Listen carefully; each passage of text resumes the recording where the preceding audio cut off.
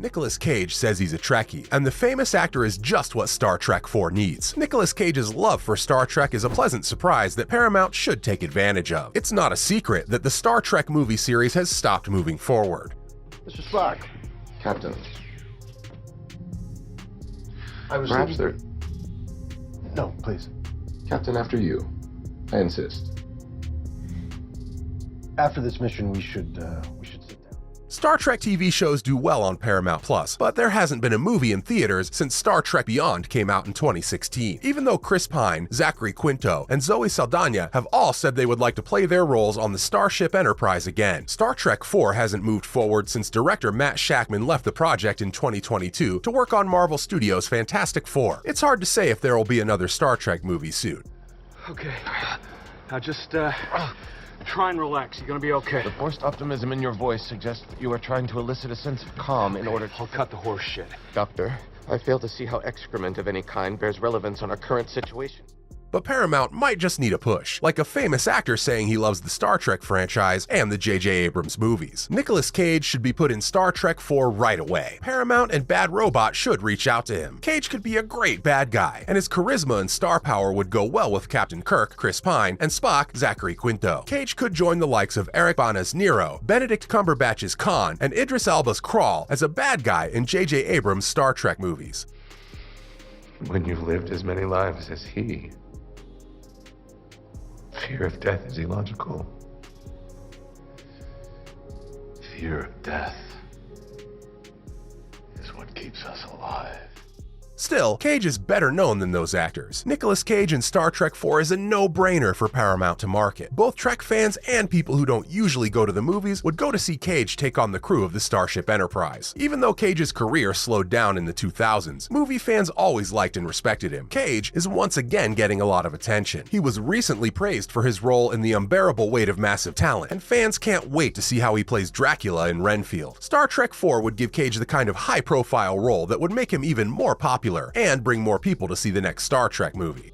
Captain, we cannot lock onto anyone inside the crater in order to beam them out. Or I could rig up pulse beacons as pattern enhancers. That'd get the signal out of the crater. Aye. How many people can the Franklin transport at a time? With a wee bit of modification, 20 max, but I'm not sure how long it would hold out.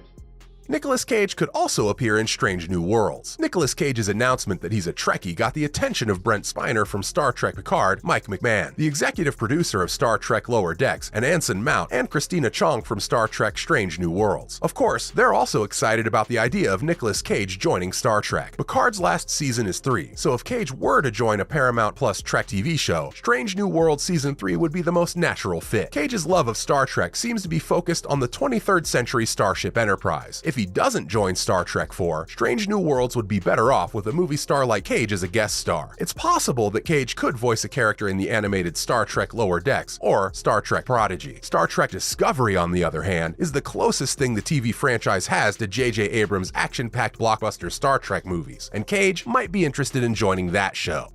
You know, fly this thing, right? You kidding me, sir? Fantastic. Scotty, how we looking? Ready as she'll ever be, sir. That's what I like to hear. All right. Bones, where are we with the crew?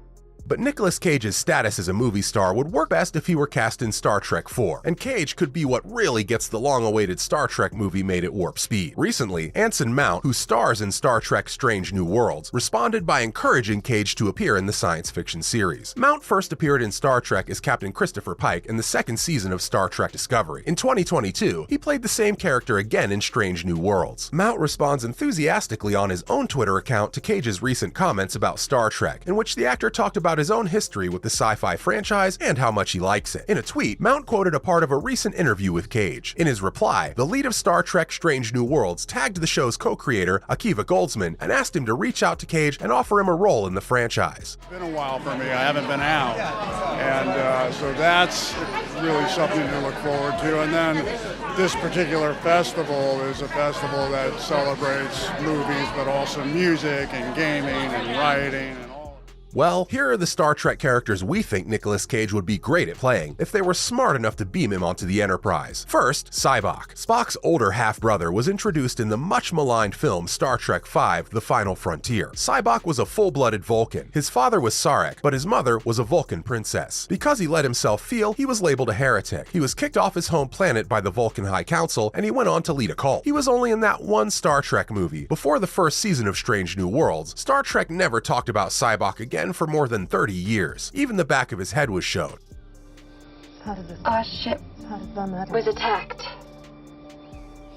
Check the comms for survivors. I can. Who is he?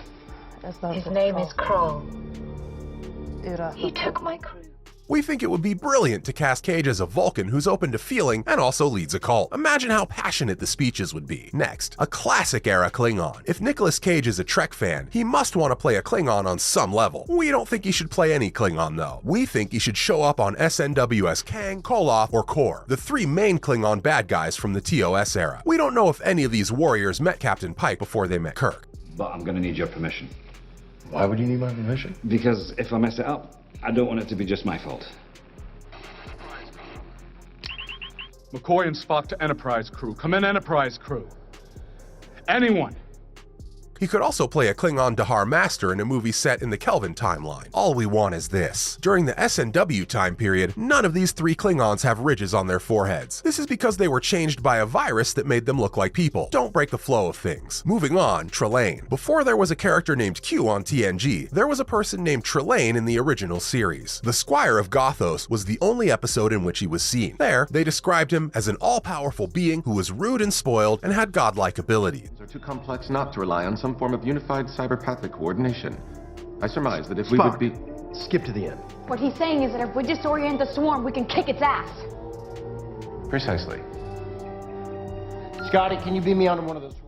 He also loved to wear clothes from the 1800s. So yes, he was the model for Q a few decades later. Trelane was never seen again, but non-canon books said he was a part of the Q continuum. But it would be fun to see Cage show up as this character and chew the scenery. Moving on, Gary 7. Gary 7 was a Class 1 supervisor. Aliens had changed him so that he could watch over the timeline at different points in time. In the TOS episode Assignment Earth from 1968, Kirk and Spock went to the 20th century. This was the only time he was seen. There, they met Mr. 7 and found out about these people who watched the past. Gary 7 was supposed to have a spin-off show, but it never came to be. But it would be cool if Nick Cage took over the part, maybe even on Star Trek Discovery. Who says he isn't still alive 1,000 years after the Pike SNW era? Finally, the President of the Federation. During Kirk's first tour of duty on the Enterprise, the original series gave us no clues about who the President of the Federation was. We didn't see two different Federation presidents until Star Trek IV and Star Trek VI, which were both movies. Who better than Nicolas Cage could play the leader of galactic democracy, either in SNW or in Discovery? Since this is a new character, but we know this person exists in the timeline, we say let Cage play the galactic leader however he wants. You can be sure he'll do something great. Which character would you like Cage to play? Comment below.